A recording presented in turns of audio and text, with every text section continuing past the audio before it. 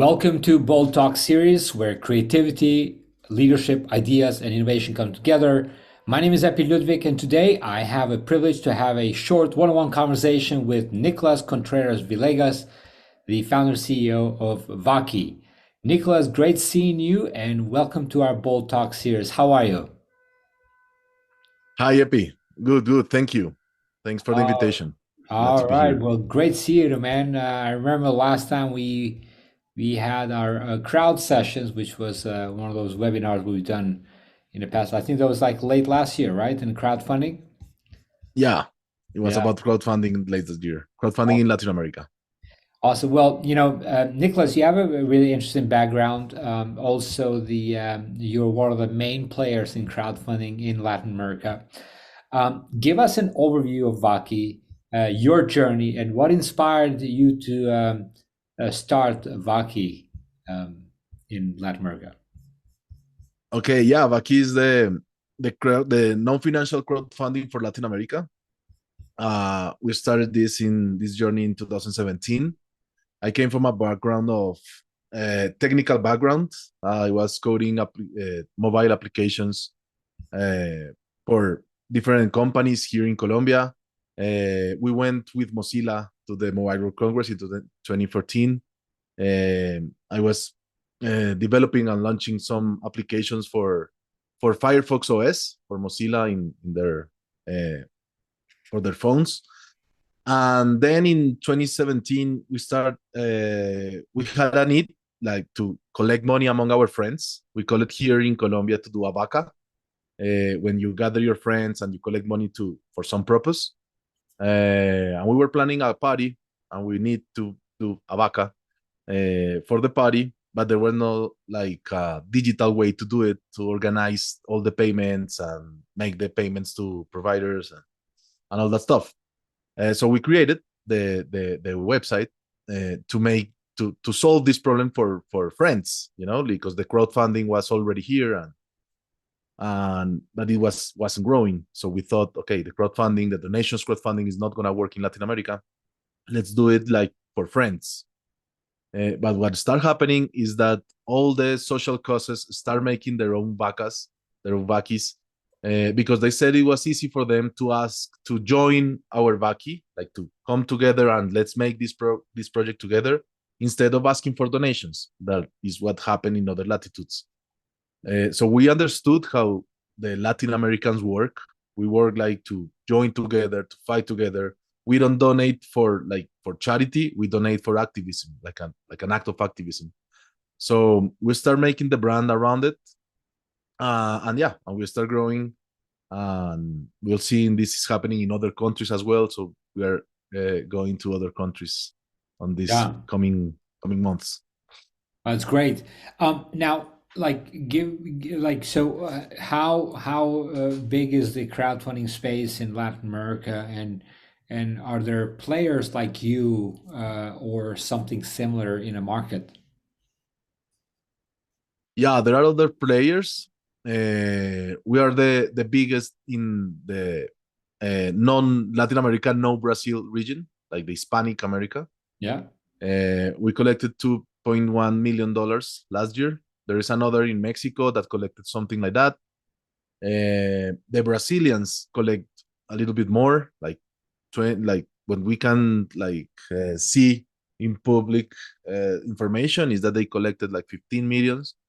So the total market in Latin America, it's no more than 25-30 million dollars for donations, crowdfunding, and for rewards as well.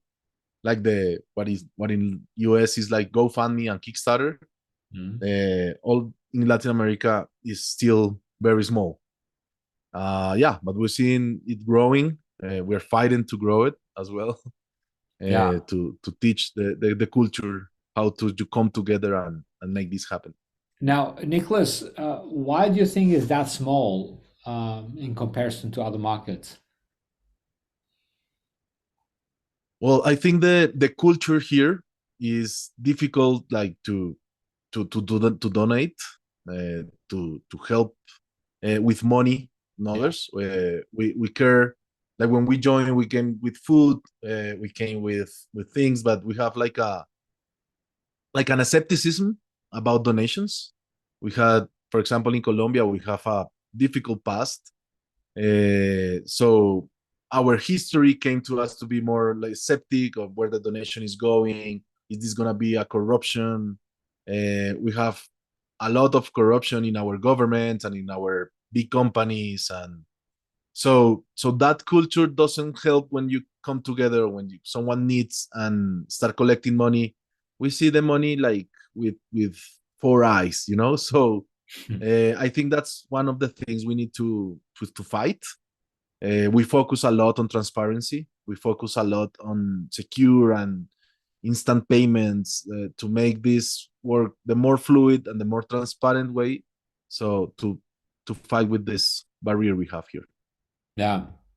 Well, the a certain level of perception is very difficult to change in a society, and I truly believe that perception is a reality. So the way how people perceive the value in money versus the value in other things, it's a quite of a Mhm. strange and a very different topic that we can talk for days.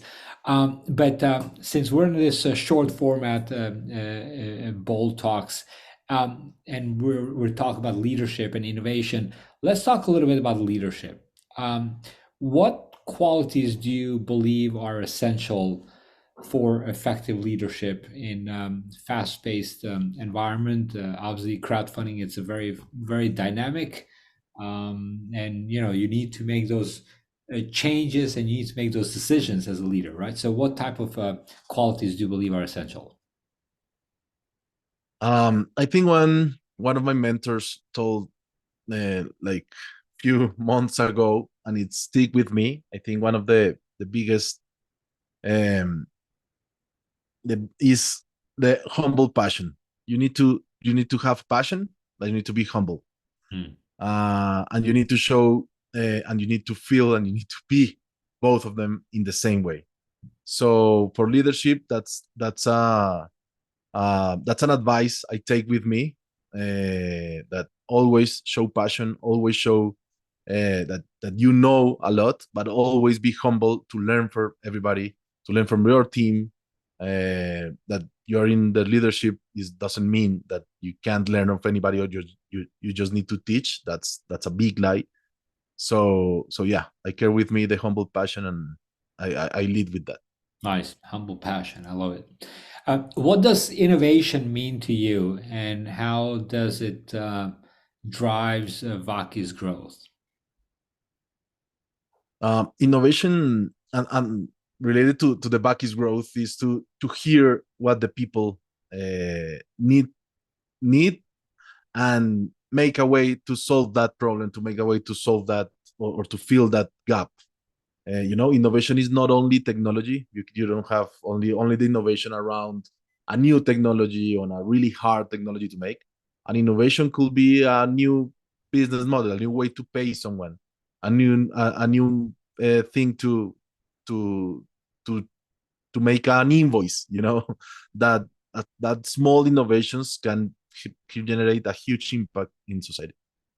Yeah, yeah. It's all about applied innovation, right? And so sometimes we can spend so much time in terms of thinking about what we're innovating with the products and services, but if they're not applicable to the problems and to the solutions and to the services that you can use it today, it's probably worthless, I would say, right? Now, in terms of the culture itself, how do you foster a culture of innovation, though? Allowing the mistakes, Hmm. having everything to be controlled, like to control the mistake, control the make an environment when mistakes can happen and where errors can happen, in a control environment, not an error that is gonna close your company, or it take you to bankrupt, but always have a good measures, a good framework where the errors can happen, where people can uh, write some hypotheses and go and test it with real people, with real life, and there's where innovation happens. Yeah. Well, the culture is it's a very important. What is this old saying? That's the culture eats strategy over the breakfast, right? And so if That's so true. you have a great culture with passionate people, I rather have and hang out with one passionate person than hang out with 10 people who are an average that will just pretty much draw energy from you. Um, Now, talking about the energy, energy is everything. Creativity is important. Solving problems. You said like you're allowing your culture for people to make a mistake. Give us this. How do you employ these kind of strategies to keep the creative energy flowing? um, we have a like a board of experiments Hmm. where we need to uh, write the idea down, start making some research around the idea, start thinking about it before to start working on it, and then we debate about the idea. And when we talk about the idea, we see some ways to do it, and everything is documented in a Notion page. So when we decide to move this idea, this experiment to the next phases and start working on it, uh, we already have what's the measurement that is going to say to us that it worked. What are the KPIs or what are the numbers that we plan to move with this idea, and what is the final result that we expect. So when we developed the idea or design it and develop and ship it on the product, we already have a way to see, okay, does this work? About what we're thinking in the beginning? Yes, no. Does it work in any other way that we didn't saw? Oh, this definitely don't work. And when you close it, there's already documented. So when the next idea came, you have like a database or like a repository where to see how other ideas came. And also this helps a lot with new people. When someone joins the team and have new fresh ideas, we said, okay, let's go first and read and understand the experiments of the last quarter or the last 3 quarters, uh, learn about something, and then start proposing new ideas or fresh ideas because maybe we tried that in the past. Yeah, yeah, that's great.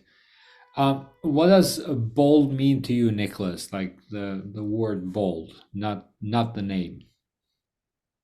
The bold word for me means power, I guess, like strong, Mhm. like something. It's yeah, like the what the first thing that came to me is the letter in with big shape. Okay, so it means strong. So with that strong statement, Nicholas, I wish you all the great successes over there in Latin America. Hopefully, we get to do something together in the near future with Crowdsourcing Week, perhaps. Always be bold, and thank you for joining me in this Bold Talk series. And look forward to seeing you soon again. Until next time, take care, be great, and be bold always. Thank you, Epi. Bye bye. Hope to see you here soon. Cheers.